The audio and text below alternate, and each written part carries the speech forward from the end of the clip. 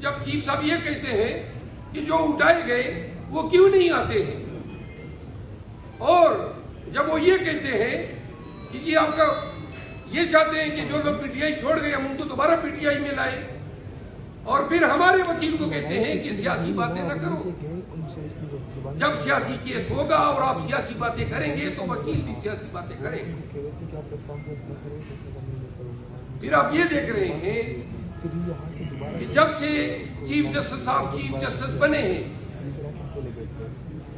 ہمارا ایک کیس بھی ابھی تک انہوں نے خان صاحب کا جو سائفر کیس میں بیل ہوئی وہ دوسرے بینچ نے کی. 186A کے تحت ہم نے درخواست دی ہے کہ تمام کیسز اسلام آباد کی جورسڈکشن سے کسی بھی دوسری ہائی کورٹ کی جورسڈکشن میں ٹرانسفر کیے جائے. وہ ابھی تک نہیں لگا ہے، 5 مہینے ہو گئے ہیں، 6 مہینے. پھر خان صاحب کا سائفر کیس جو ہم نے کویشمنٹ مانگی تھی وہ کیس ابھی تک 3 ماہ یا 2.5 ماہ ہو گئے نہیں لگا ہے. پھر ہماری کرمنل ریویژن جو ہائی کورٹ نے خارج کی تھی توشہ خانہ کیس میں، جن کے 6 مہینے لگ بھگ ہونے کے نہیں لگی ہیں. خان صاحب کی ڈسکوالیفیکیشن کا کیس نواز شریف کا تو لگ گیا، 7 آنریبل جج صاحبان کو بیٹا. تو خان صاحب کا کیوں نہیں لگ سکتا؟ کیا چیز ہم ارمانے ہیں؟ کیوں ہمیں ایکول ٹریٹمنٹ نہیں دی جا رہی ہے؟ آرٹیکل 25 آئین پاکستان یہی تو کہتا ہے کہ کسی بنیاد پہ تفریق نہیں ہوگی، نہ جینڈر پہ، نہ ریلیجن پہ، نہ زبان پہ، نہ نسل پہ. یہ تفریق نہیں ہے تو کیا ہے؟ اور اخیر میں اس پریس کانفرنس کا مطلب یہ تھا کہ ہم پورے ملک کو اور تمام پاکستانیوں کو یہ بتانا چاہتے ہیں کہ Pakistan Tehreek Insaf, chief justice of Pakistan قاضی فائز عیسیٰ صاحب کی عدالت سے انصاف کے معاملے میں مکمل مایوس ہو چکی ہے.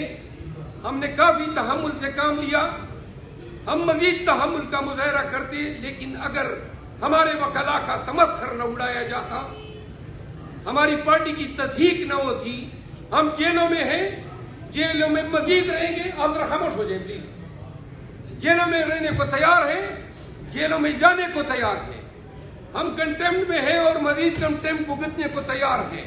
نہ تمسخر کی اجازت دے سکتے ہیں، نہ تصحیح کی اجازت دے سکتے ہیں، اور نہ ہمیں کوئی ریڈیکیول کرے.